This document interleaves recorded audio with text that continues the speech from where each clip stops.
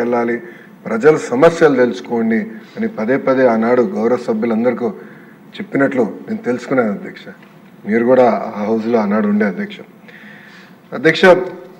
చాలామంది ఈరోజు స్టాన్ఫర్డ్ గురించి చెప్పారు అధ్యక్ష. నేను బలంగా నమ్మేది MBAs ఫర్ ఇండియా, బట్ పాదయాత్ర భారత్ కోసం చాలా చాలా అవసరం అధ్యక్ష. ఎందుకంటే MBA ద్వారా టెక్నాలజీ నేను తెలుసుకున్నా, కానీ ప్రజలు ఎదుర్కొన్న సమస్యలు నేను నేరుగా పాదయాత్ర ద్వారా తెలుసుకున్నాను అధ్యక్ష. ఇక్కడ ఉన్న చాలా మంది గౌరవ సభ్యులు నాతో నడిచారు అధ్యక్ష. కొంతమంది నా స్పీడ్ అందుకున్నారు, కొంతమంది నాకన్నా స్పీడ్గా నడిచారు, కొంతమంది నాకన్నా స్లోగా నడిచారు. బట్ అందరిని నడిపించాను అధ్యక్ష. ఆ రోజు నేను ఏ ఊరికి వెళ్ళినా, ఏ గ్రామానికి వెళ్ళినా ప్రజలు కలిసినప్పుడు వాళ్ళు ఒకటే చెప్పారు, ఈరోజు ప్రభుత్వం నుంచి ఏమైనా సేవలు తీసుకోవాలన్నా మేము వెళ్ళి ఆఫీస్ ముందర నుంచోవాలి, చేతులు కట్టుకోవాలి. ఈరోజు బటన్ నొక్కితే ఒక సినిమా చూడగలుగుతున్నాం, బటన్ నొక్కితే నిత్యావసర సరుకులు ఇంటికి వస్తున్నాయి, బటన్ నొక్కితే ఏకంగా ట్యాక్సీ బండి మా గ్రామానికి వస్తుంది. కానీ ప్రభుత్వ సేవలు ఎందుకు రావట్లేదని సూటిగా నాడు నన్ను ప్రశ్నిస్తాం జరిగింది అధ్యక్ష. మనందరూ తెలిసిన విషయమే, సామాన్య ప్రజలు ప్రభుత్వ ఆఫీస్కి వెళ్ళాలని కోరుకోరు. అక్కడికి వెళ్తే ఎవరికైనా డబ్బులు ఇవ్వాలనో, లేదంటే గంటల తరబడి నుంచోవాలనో, లేదంటే ఒకరోజు వాళ్ళకి వస్తున్న జీతం పోతుందన్న బాధలో వాళ్ళు వెళ్తున్నారు తప్ప ఏదో వెళ్తే మెరుగైన సేవలు వస్తాయని అనుకోవట్లేదు అధ్యక్ష. ఇంకో పక్కన చూస్తే అధ్యక్ష, మా సొంత నియోజకవర్గం మంగళగిరి అధ్యక్ష, మనకి ఎంపీటీసీ ఎన్నికలు జరిగినాయి. ఎక్కువ శాతం ఎంపీటీసీలో తెలుగుదేశం జనసేన పార్టీ కలిసి ఆనాడు కైవసం చేసుకున్నాం అధ్యక్ష. ఆనాడు ఎంపీపీగా బీసీ మహిళ రిజర్వేషన్ వస్తే కావాలని మా చెల్లమ్మకి ఆనాడు సర్టిఫికెట్ ఇవ్వలేదు అధ్యక్ష. ఆనాటి శాసనసభ్యుడు ఉన్న వ్యక్తి కావాలని సర్టిఫికెట్ ఇవ్వలేదు అధ్యక్ష. ఆ రోజు నేను అనుకున్నా, మార్పు తీసుకురావాలి వ్యవస్థకి.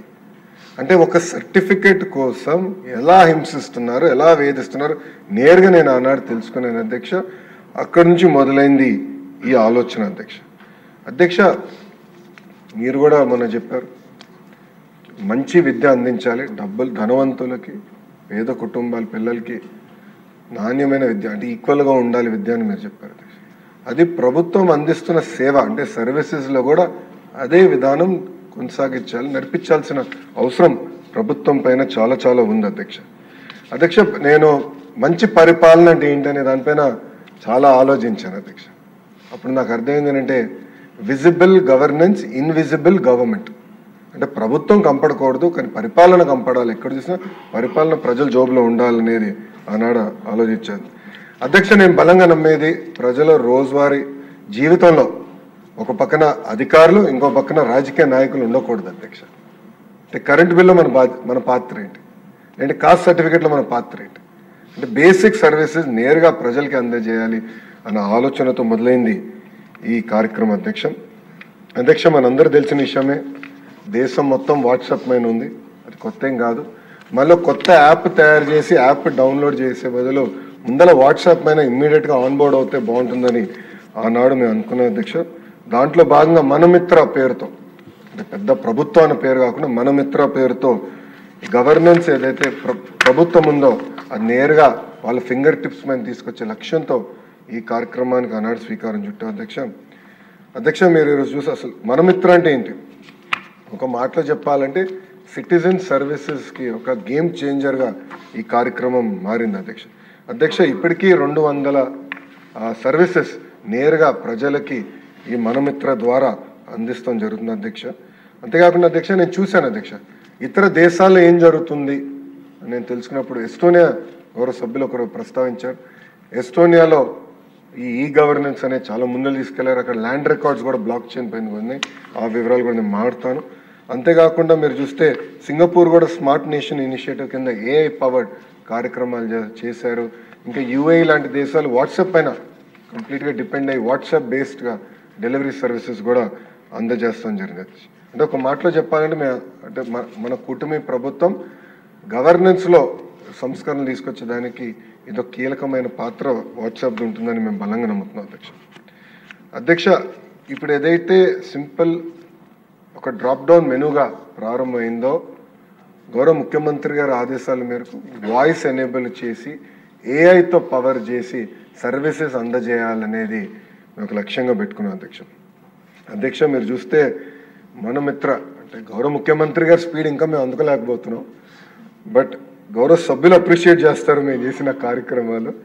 అధ్యక్ష, మీరు చూస్తే ప్రిపరేటరీ మీటింగ్ మొదటిసారి మెటాతో సెప్టెంబర్ 19, 2024లో పెట్టుకున్నాం.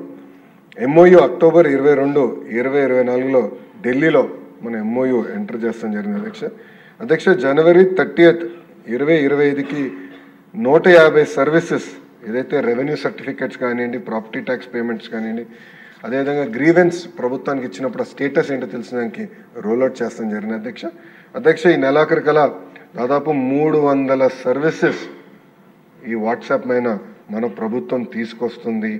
ఏఐ డ్రివెన్ ఒక చాట్ బాట్ కూడా తీసుకొచ్చి ప్రభుత్వానికి మెరుగైన సదుపాయాలు కల్పించే లక్ష్యంతో మన ప్రభుత్వం పనిచేస్తుంది అధ్యక్ష. సర్వీసెస్ చూస్తే 3 కేటగిరీస్ కింద ఉన్నాయి ప్రభుత్వం. ఒకటి నేరుగా అందించే సర్వీస్, రెండోది వచ్చేసి ఎక్కడైతే హ్యూమన్ ఇంటర్వెన్షన్ ఉందో అది, మూడోది మొత్తం సంస్కరణలే తీసుకురావాల్సిన అవసరం ఉంది కొన్ని సర్వీసెస్ అందజేసినాక అధ్యక్ష. అది కూడా మేము డిస్కస్ చేస్తున్నాం. గౌరవ రెవెన్యూ మంత్రి గారితో కూడా మన కదిరికి వెళ్ళినప్పుడు కలిసి వెళ్ళాం అధ్యక్ష. లక్ష్మీ నరసింహస్వామికి బట్టలు పెట్టడానికి గౌరవ రెవెన్యూ మంత్రి గారితో కూడా నేను మాట్లాడా. సర్టిఫికేట్ రిలేటెడ్ ఇష్యూస్ కూడా మాట్లాడా. ఒక్కసారి సర్టిఫికేట్ ఇష్యూ చేస్తే ఎందుకు 100 సార్లు మళ్ళీ తిరిగి ప్రజలను అడగాలి మనం? అంటే వాళ్ళు ఎందుకు ఇబ్బంది పెడుతున్నాం, వాళ్ళు ఎందుకు తిప్పుకుంటున్నాం? 6 నెలలకు ఒకసారి ఎందుకు వాళ్ళు రావాలి? పర్మనెంట్ సర్టిఫికేట్ అనేది ఇవ్వాలి. మనకి ఆల్రెడీ గైడ్లైన్స్ క్లియర్గా ఉన్నాయని అది కూడా డిస్కస్ చేసాం అధ్యక్ష. సో ఇప్పుడు ఏదైతే సర్వీసెస్ తీసుకొచ్చామో అది నేరుగా వాట్సాప్లో సులభంగా పెట్టే సర్వీసెస్ తీసుకొచ్చాము. ఇప్పుడు రాబోయే సర్వీసెస్ అన్నీ కొన్ని చట్టాలని సవరించి తీసుకొచ్చే సర్వీసెస్ కాబోతున్నాయని గౌరవ సభ్యులందరికీ నేను తెలియజేస్తున్నాను అధ్యక్ష. మీరు అన్నట్టు గౌరవ సభ్యులు అన్నట్టు ఈరోజు మీరు చూస్తే సర్టిఫికేట్స్ కూడా క్యూఆర్ కోడ్ ఎనేబుల్డ్ సర్టిఫికేట్స్ తీసుకొచ్చాం.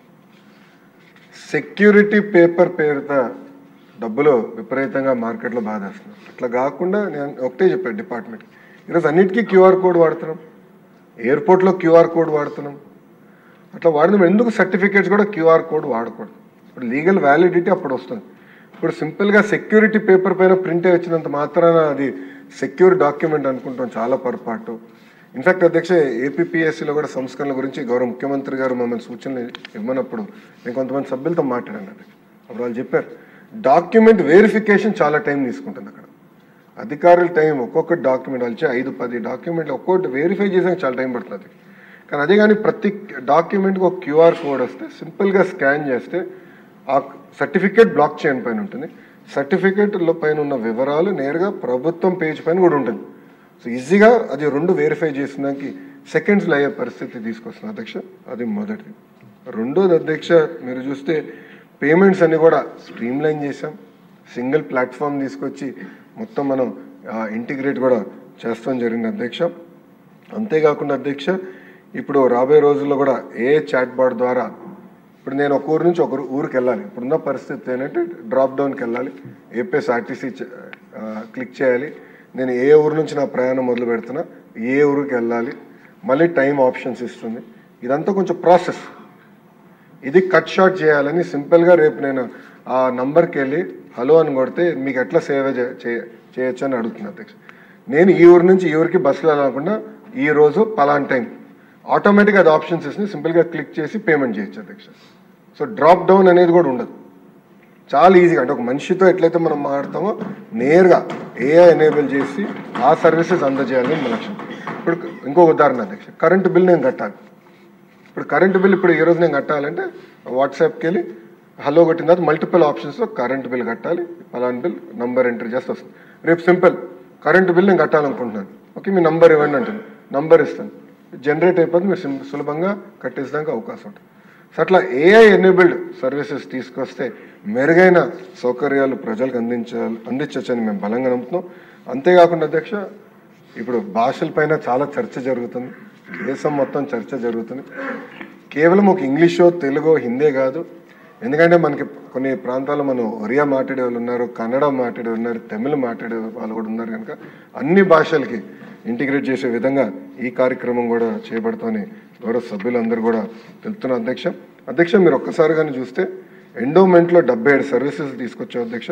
ఒక టెంపుల్ దర్శనం కానివ్వండి, సేవా బుకింగ్ కానివ్వండి, డొనేషన్ కానీ, ప్రసాదం కానివ్వండి, చివరికి అకామిడేషన్ కూడా బుకింగ్ చేసాక ఆస్కారం ఇచ్చాం.